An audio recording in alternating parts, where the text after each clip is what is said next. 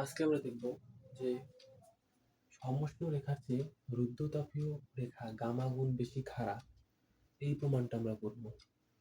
এখন বস্তুটা সমষ্ণ রেখার চেয়ে গামা গুণ রুদ্ধতাপীয় রেখাটা গামা গুণ বেশি খাড়া। আমরা জানি দুইটা সমীকরণ। এখানে সমষ্ণ, এটা হচ্ছে রুদ্ধতাপীয়। সমষ্ণের জন্য একটা আছে আমাদের কি পিভি, আমরা ডিরেক্ট লিখতেছি এখানে যে পিভি ইকুয়াল টু কে। এটা হচ্ছে সমষ্ণ রেখার ক্ষেত্রে এই সূত্রটা ব্যবহার করা হচ্ছে। তাহলে পিভি ইকুয়াল টু কে। তাহলে আমরা এখানে অন্তরীকরণের বিষয়টা বোঝা, যারা অন্তরীকরণ জানো তারা বুঝবা, তাছাড়া বুঝবা না।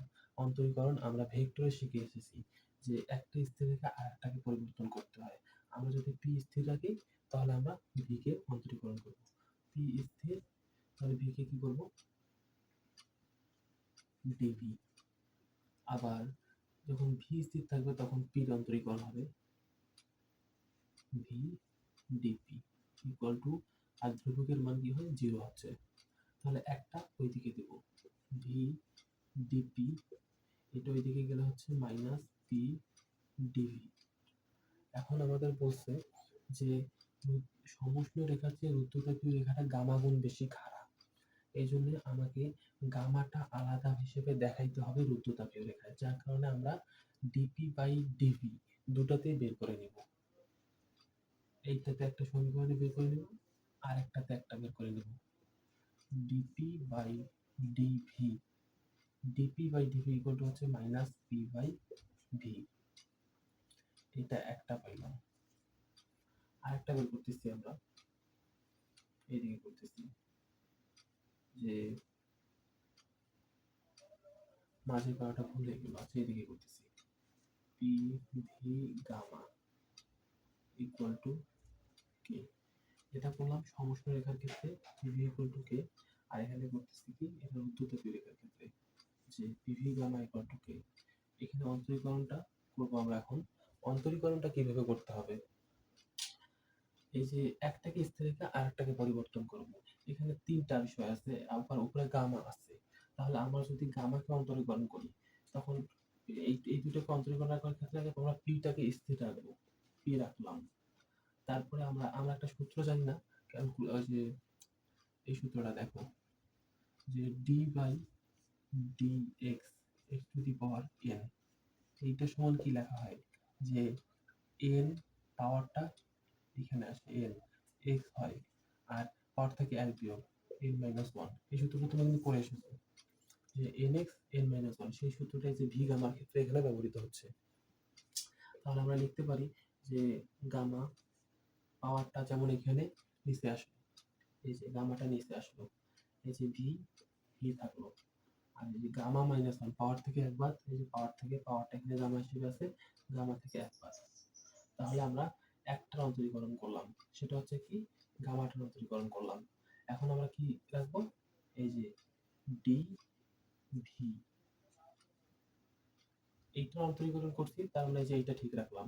আবার যোগ দিলাম, যোগ দিয়ে এই যে এইটা কিন্তু আমরা করিনি, তখন তখন কি করবো, পির অন্তরীকরণটা রেখে দিছিলাম, পি করিনি, তখন আমরা কি করবো, এই সমীকরণটা একটু দূরে লিখি, তখন এখানে লিখতে সুবিধা হবে। DP by DV equal to minus P by V, এটা হচ্ছে এক নাম্বার, যেটা দিছিলাম প্রথমে। এখন আমরা এইটা ঠিক রাখবো, ভি গামা, আর এইটার অন্তরীকরণ হবে অন্তরীকরণ ডি পি, ডি পি, আর ধ্রুবকের মান হচ্ছে 0। তাহলে আমরা কি করলাম, পিটাকে স্থির রেখে প্রথমে গামাটার অন্তরীকরণ করার ক্ষেত্রে এই সূত্রটাকে স্থির রেখে এই যে এই সূত্রটা এখানে ফেলেলাম, তারপরে ভির অন্তরীকরণ করলাম ডিভি, তারপরে প্লাস দিলাম। তারপর আমরা যখন এইটাকে স্থির রাখতেছি তখন এইটার অন্তরীকরণ হচ্ছে, তার মানে ভি গামা ঠিক থাকতেছে, আর পিটা হচ্ছে ডিপি ইকুয়াল টু 0। এখন আমরা ডিপি বাই এইভাবে এই আকারে আনবো এটাকে। তাহলে আমরা V gamma DP equal to, এটা মাইনাস করে দিই, P gamma V gamma minus one D V.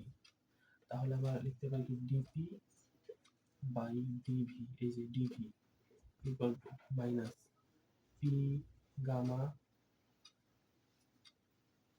P gamma V gamma minus one, আর এই ভি গামাটা নিচে আসলো, ভি গামা, এটা ক্যালকুলেশন করলে কি হয় মাইনাস, এই যে পি ঠিক থাকলো, গামাও ঠিক থাকলো, এই যে ভি গামা আছে এটা যখন আমরা উপরে নিয়ে যাব তখন হবে কি ভি গামা ইনভার্স, এই ভি গামার সাথে যখন এটা উপরে যাচ্ছে তখন হচ্ছে মাইনাস, এইটা এটা মিলে হচ্ছে জিরো, শুধু থাকতেছে ভি ইনভার্স ওয়ান, মুখে মুখে করে নিলাম, আমাদের শুধু থাকতেছে V inverse one, V inverse one মানে হচ্ছে ভি ইনভার্স ওয়ান মানে হচ্ছে ওয়ান বাই ভি, তার মানে উপরে ওয়ান নিচে ভি, ঠিক আছে, ঠিক আছে।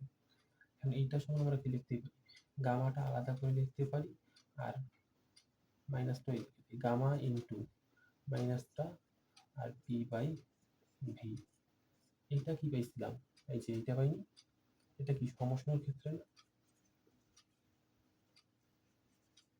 এটা সমষ্ণর ক্ষেত্রে না মাইনাস পি বাই ভি, তাহলে আমরা লিখতে পারি না গামা ইন্টু সমষ্ণ, গামা ইন্টু সমষ্ণ রেখা,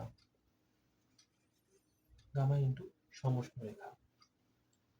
তাহলে এখন বিষয়টা ক্লিয়ার হয়ে গেছে যে এখানে বলছে কি সমষ্ণ রেখার চেয়ে, এই যে সমষ্ণ রেখার চেয়ে, সমষ্ণ রেখার মানটা হচ্ছে এটা, রুদ্ধতাপীয় রেখা গামা গুণ বেশি খারাপ, এই যে সমষ্ণ রেখার চেয়ে রুদ্ধতাপীয় গামা গুণ, এই যে গুণ আকারে রয়েছে সমষ্ণ রেখার গামা গুণ, এটা হচ্ছে প্রুফ, এটা হচ্ছে 2 নম্বরটা, এই দুইটা সমীকরণ সাজালে এটাই হচ্ছে প্রুফ, এটা হচ্ছে অ্যান্সার। আশা করি তোমরা বিষয়টা বুঝতে পারছো। একটা ইম্পর্টেন্ট খ নাম্বারের কোশ্চেন এটা।